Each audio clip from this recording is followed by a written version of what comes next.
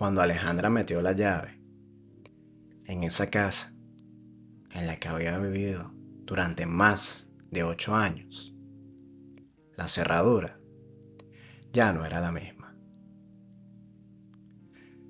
Su hermano la había cambiado mientras ella hacía todos los preparativos del funeral de su padre. Pero para entender cómo alguien es capaz de hacer algo así, hay que volver 8 años atrás. Bienvenidos al retorno del daño, donde todo lo que tú haces se te regresa.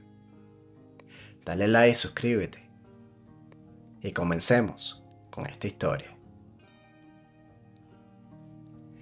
Hoy te voy a contar la historia de Alejandra, una mujer que le dio 8 años de su vida a su padre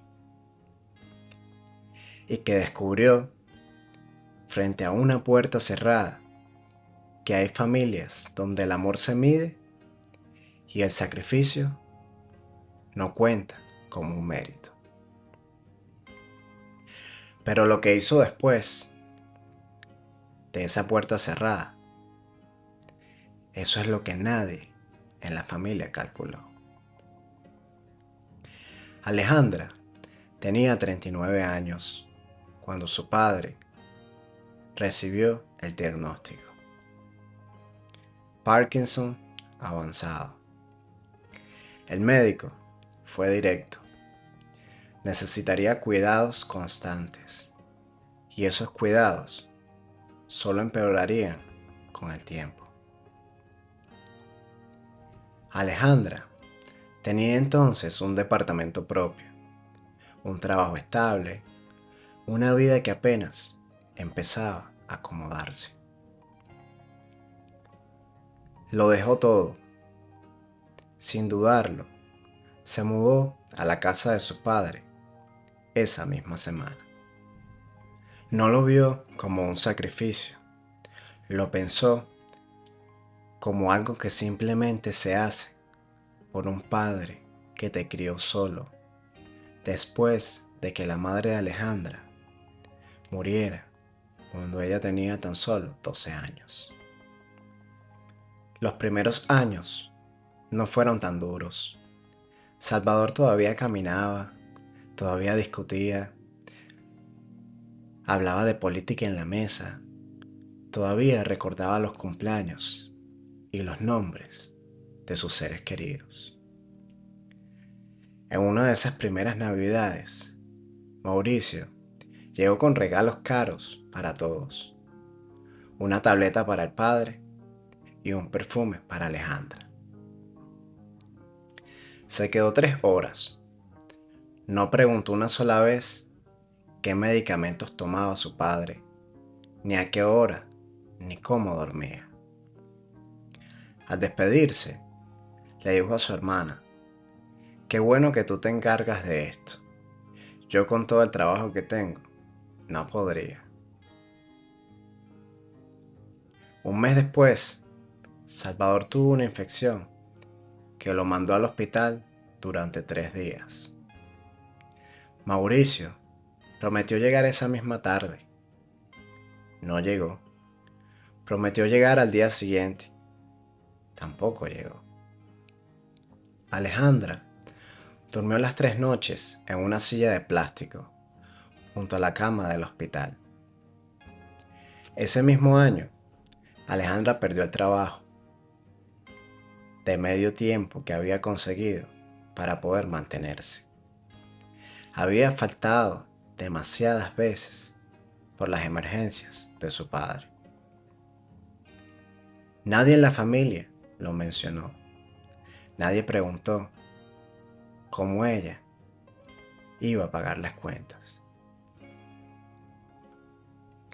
Para el 4.º año, el Parkinson ya no daba tregua.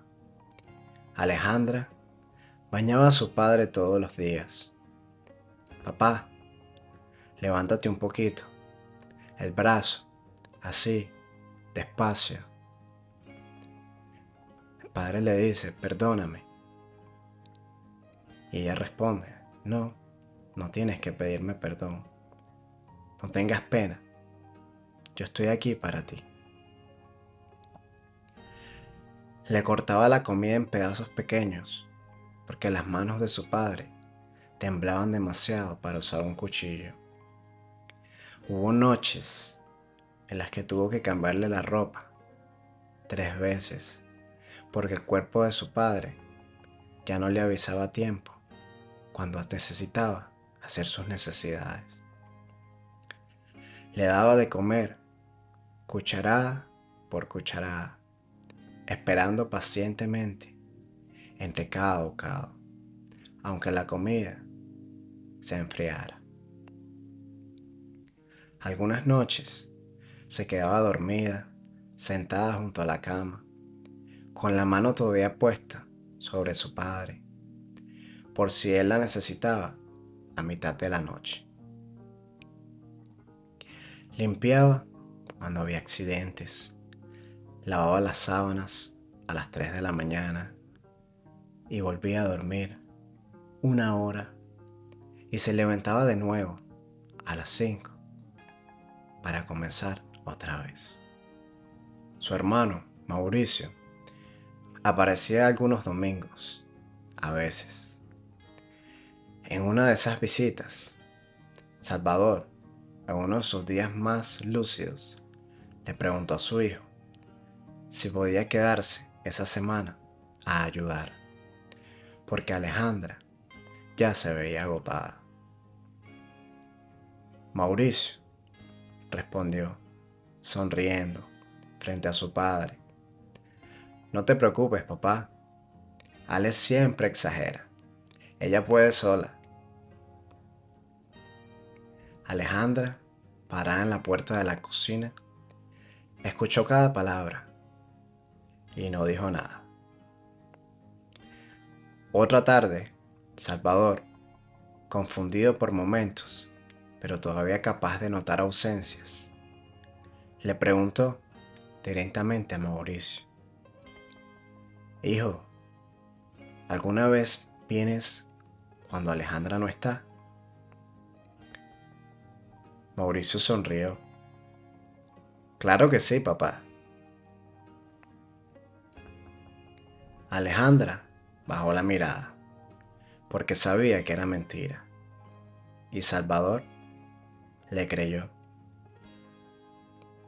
En otra visita, cuando Salvador tuvo una caída fuerte en el baño, Mauricio llegó al día siguiente. Se paró en medio de la sala y anunció, a partir de ahora, yo me hago cargo de todo. Ustedes ya no se preocupen. Esa misma semana, Mauricio no volvió durante 22 días. Una tarde, mientras Alejandra cocinaba, Renata caminó despacio por la sala, miró los muebles. ¡Qué bonita casa!, dijo, casi para sí misma. Se acercó a la ventana, miró el jardín un momento y preguntó, ¿sabes cuánto vale todo esto? Sin mirar a Alejandra, sin mencionar ninguna palabra sobre alguna herencia o sobre el futuro, nada en concreto. En otra visita, mientras Alejandra limpiaba la cocina, Renata abrió el refrigerador sin preguntar. Sacó una botella de agua, bebió, la volvió a guardar casi vacía. Antes de irse, comentó con una sonrisa liviana, qué cansado debe ser vivir aquí.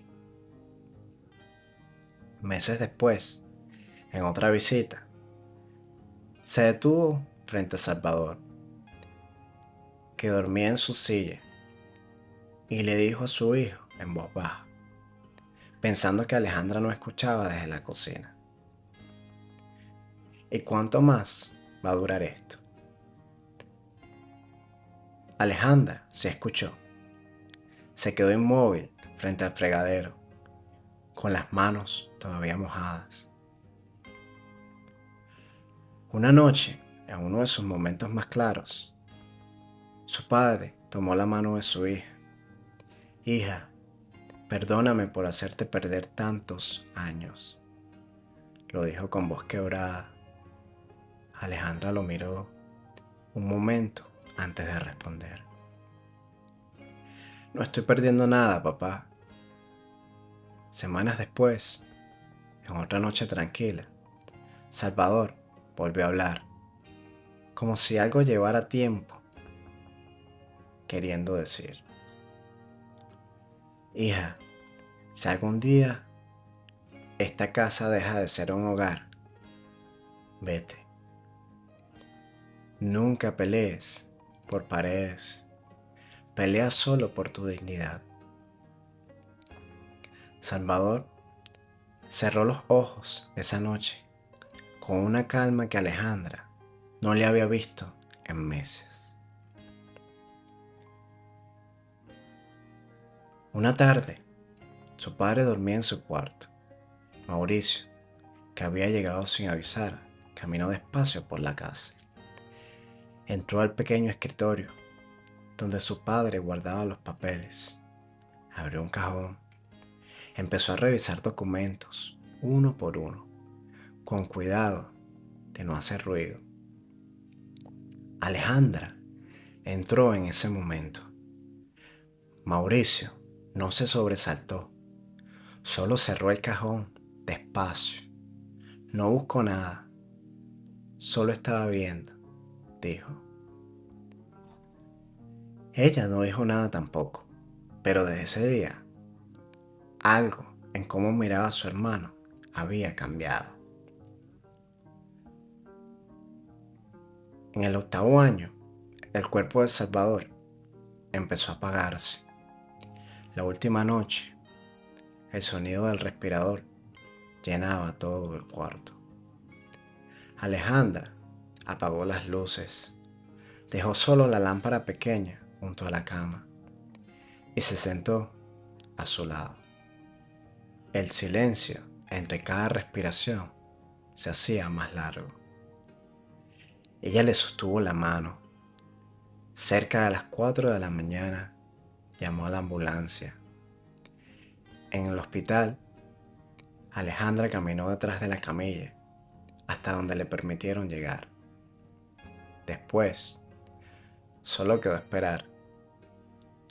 El médico salió de la sala con la mirada que Alejandra ya conocía de otras veces, pero que esta vez no traía ninguna buena noticia detrás. Salvador murió esa madrugada de octubre, con Alejandra sosteniéndole la mano.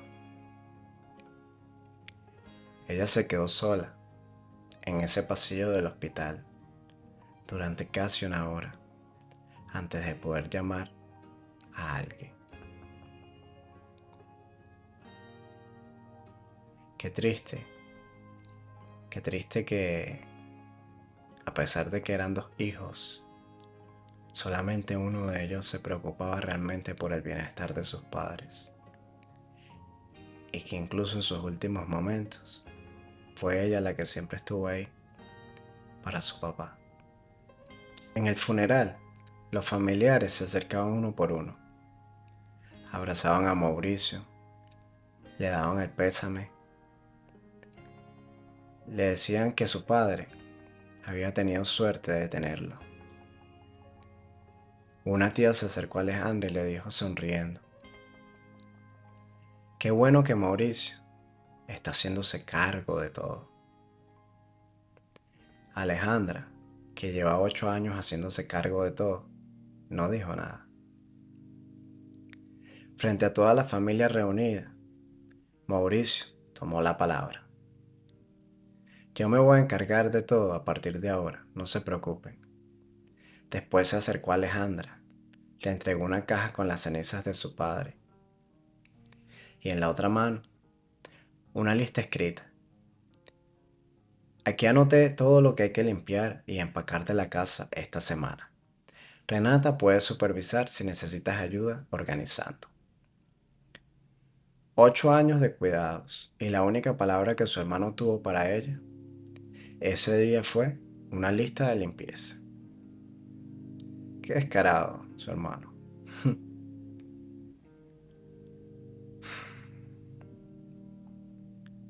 3 días después del funeral, Alejandra fue a la casa a buscar la ropa y algunos documentos que necesitaba. Metió la llave en la cerradura. No giró, la sacó, la miró, como si el problema fuera la llave y no la cerradura.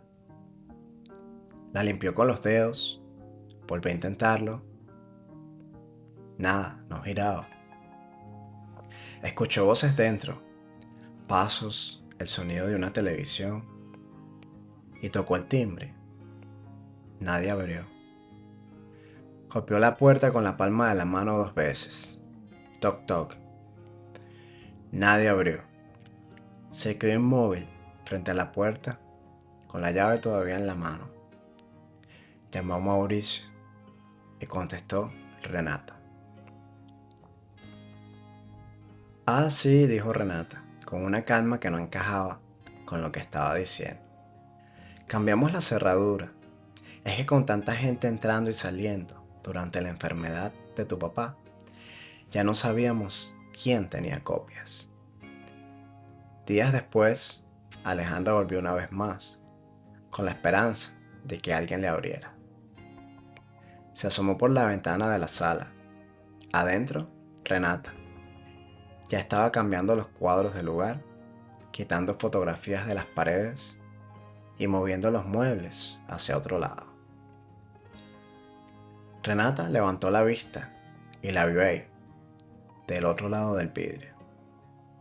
No dijo nada, solo la miró por un momento y corrió la cortina, como si ella no estuviera ahí. Una semana después, Mauricio citó a Alejandra a la oficina de un notario. Ahí le explicaron que 8 meses antes de morir, su padre había firmado un nuevo testamento. Uno que dejaba la casa completamente a su hermano, Mauricio. Alejandra pidió ver la fecha exacta. Coincidía con una de las peores semanas de confusión mental de su padre. Una semana en la que no había reconocido ni el nombre de su propia hija. Papá lo decidió así, dijo Mauricio, sin mirarla a los ojos. Nosotros solo acompañamos al notario. Alejandra preguntó, ¿quién más había estado presente ese día? Nadie respondió de inmediato. Renata, la mujer de su hermano, también estaba allí, dijo finalmente el notario, revisando sus papeles, con la voz un poco tensa. Firmo como testigo. La misma Renata que meses antes había preguntado cuánto valía la casa. La misma que había preguntado en voz baja cuánto iba a durar todo eso. Alejandra no gritó en esa oficina. No discutió con su hermano frente al notario. Se levantó, agradeció por su tiempo y salió. Esa misma tarde hizo 3 cosas. La primera, llamó a un abogado especializado en herencias e impugnación de testamentos. La segunda, pidió una copia completa del expediente médico de su padre. Todas las notas de los últimos 2 años, incluyendo las de la semana exacta en que firmó el Nuevo Testamento. Y la tercera, revisó en su propio teléfono 8 años de mensajes con su hermano. Ahí estaban todos, las excusas para no ayudar con los hospitales, los no puedo, tengo una reunión, las semanas enteras sin preguntar de su padre. Y ahí estaba también un mensaje de Renata, de casi un año atrás, que Alejandra apenas había registrado en su momento. Cuando esto termine, hay que ver bien qué se hace con la casa. No tiene sentido que se quede sola, ahí, sin nadie. Alejandra guardó cada mensaje, cada fecha, cada nota médica.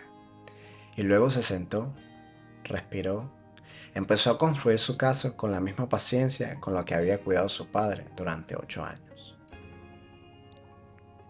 La abogada de Alejandra presentó la impugnación con un argumento simple.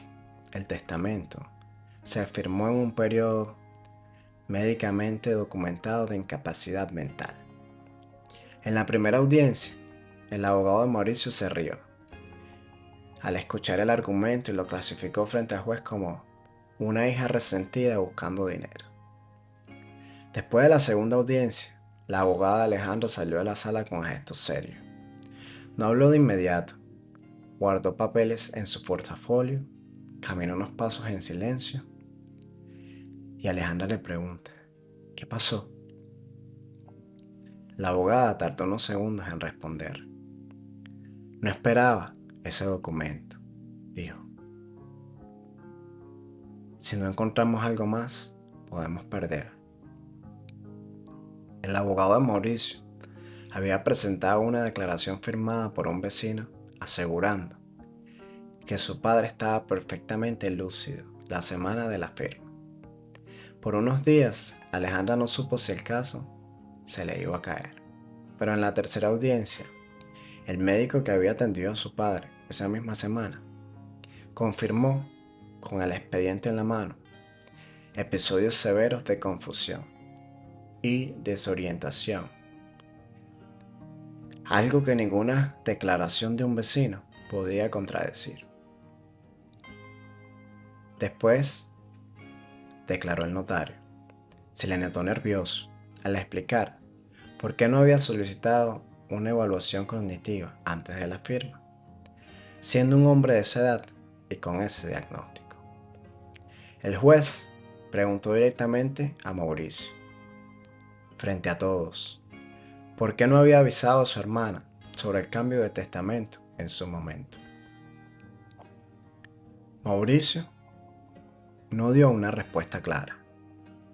El caso se extendió por más de un año, entre audiencias, peritajes y aplazamientos. Mientras tanto, la casa quedó congelada legalmente. Nadie podía venderla, ni habitarla con normalidad, ni hacer ningún trámite sobre ella hasta que el juez resolviera. El juez falló a favor de Alejandra. El testamento se declaró inválido por incapacidad demostrada del firmante y se aplicó la repartición legal original entre los dos hermanos. La casa se dividió en partes iguales, pero para entonces, entre abogados, peritajes y meses sin poder usar la propiedad, Mauricio y su mujer ya habían gastado en el proceso casi lo mismo que representaba su mitad de la herencia. Alejandra salió desde el juzgado sola, bajo un sol de media tarde, con una sonrisa de haber hecho lo correcto. Abrió su bolso para guardar los papeles que le había entregado la abogada. Ahí en el fondo todavía estaba la llave vieja, la misma que ya no abría nada. La sacó, la miró un momento en silencio y sonrió por primera vez en toda esta historia. Después del fallo, su hermano llegó sin avisar. Tenía ojeras, no parecía saber cómo empezar. Dijo, no sé cómo arreglar esto, casi en susurro. Habló de que todo se había salido de control, de que Renata lo había convencido, de que él solo quería evitarle a Alejandra el peso de tener que cargar con todo. Su hermana lo escuchó completamente y le dijo una sola cosa. Mauricio, dejé de creerte el día que me diste las cenizas de papá con una mano y con la otra hiciste una lista de limpieza y se fue. Renata intentó escribirle una vez, semanas después, pidiendo que dejaran esto en el pasado por el bien de la familia. Alejandra respondió, no porque no pudiera perdonar, sino porque el perdón no era lo que estaban pidiendo. Le estaban pidiendo silencio, que no dijera nada. Con la casa ya dividida legalmente, Alejandra por fin pudo entrar de nuevo. Semanas después del fallo para definir qué hacer con su parte. Caminó por los cuartos que conocía, llenos de memoria. Había espacios vacíos donde antes habían cosas. El reloj de su padre no estaba. La colección de monedas que su padre guardaba desde joven tampoco. La vieja mecedora donde él pasaba las tardes viendo el jardín había desaparecido también. La taza donde él tomaba su café cada mañana, la misma que Alejandra le llevaba a la cama en los últimos años, no estaba en la alacena. Su bastón, apoyando siempre junto a la puerta, tampoco. Ni la manta con la que Alejandra lo arropaba cada noche, la que él pedía, la de siempre, cuando tenía frío. Ya no estaba en ese sillón. Alejandra no dijo nada, solo se quedó parada en medio de la sala, vacía, mirando los espacios donde antes había una vida completa.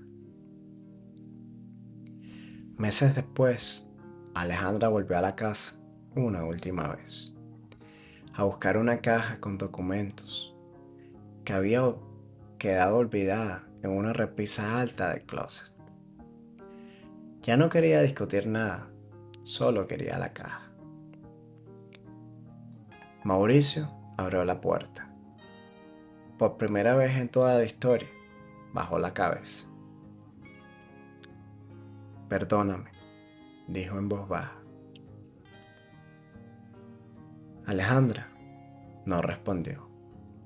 Entró, tomó la caja y salió. Y más nunca volvió a esa casa. Con su parte de la herencia, Alejandra no compró lujos. Terminó de pagar las deudas que había acumulado durante los años de cuidado. Retomó poco a poco el trabajo que había dejado atrás.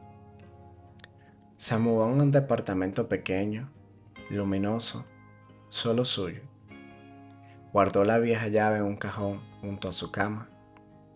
No por rencor, sino porque durante 8 años esa llave había significado que ella era quien sostenía a esa familia. Recordó más de una vez lo que su padre le había dicho aquella noche tranquila. Nunca pelees por paredes, pelea solo por tu dignidad. Y por eso, cuando todo terminó, no volvió a pedir explicaciones, no volvió a tocar esa puerta. Un año después de todo esto, recibió en su nuevo departamento una caja pequeña. No tenía remitente. La abrió despacio, sin saber qué esperar. Adentro estaba el reloj de su padre y una nota, escrita a mano con 4 palabras. Esto siempre fue tuyo. Alejandra nunca supo quién le envió. Tomó el reloj, lo acercó a su oído. Ya no funcionaba. Hacía años que estaba detenido. Sonrió porque entendió que algunas cosas, aunque ya no marquen el tiempo, siguen recordándonos quiénes fuimos. La gente cree que esta historia trata de una casa, pero no. La casa fue solo la excusa. Hay personas que creen que una firma puede borrar años de sacrificio, pero ningún papel cambia quién estuvo ahí cuando todos los demás desaparecieron. Hoy, en el cajón de su mesa de noche, Alejandra guarda cosas. Una llave que ya no abre ninguna puerta y un reloj detenido que alguien sin firmar decidió devolverle. ¿Qué vale más para ti? ¿El nombre de un testamento o los años que alguien realmente estuvo ahí? ¿Y tú? ¿Quién crees que envió esa caja? Te leo en los comentarios. Esta historia nos hace reflexionar en que en muchas familias siempre hay un hijo que cuida más o que ama más a sus padres que otro. Es triste saber que estamos rodeados a veces de tanta familia, pero que muchas veces no somos importantes para ellos. Y todo se resume a que familia es una palabra muy grande para decírsela a cualquier persona, al menos desde mi punto de vista. Familia es la persona que realmente está ahí para ti, en las buenas y en las malas. No esa persona que nada más se acuerda de ti porque le vas a dar dinero o porque le vas a dejar una propiedad. La familia es la que siempre te apoya y la que te aporta a que seas una mejor persona. Si esta historia te gustó, suscríbete, porque cada semana hay una nueva historia. Y recuerda, el karma existe y de una manera o de otra siempre llega. Nos vemos en el siguiente video. Recuerda suscribirte.